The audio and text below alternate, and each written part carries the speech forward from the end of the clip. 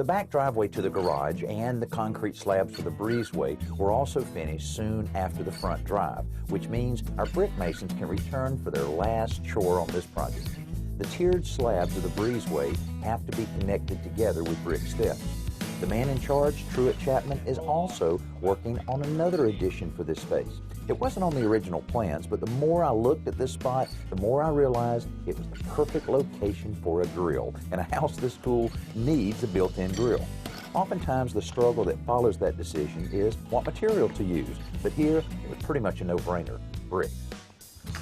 Now, this is something we decided to add right here at the last minute. While Truett and his crew's out here taking care of all of our steps, we decided to add a little grill area right by the kitchen door. Perfect location for it. But we're kind of making this up as we go. It's kind of driving Truett crazy a little bit. But what we've done here, we've created, have put in a little door here. And this is perfect if you're building something like this. You can buy these stainless steel doors. This is just a protective covering over it here. We'll peel off later on.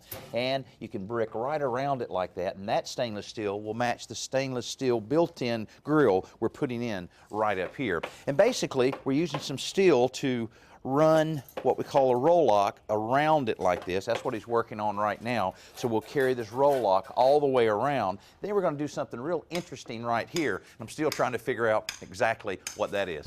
Outdoor kitchens and brick barbecue pits are the kind of things do-it-yourselfers often take on because they think the small size will be forgiving to their lack of skill and experience. But truthfully, the details are very important here. Level is crucial for a work surface, and a small structure like this usually means lots of cut bricks.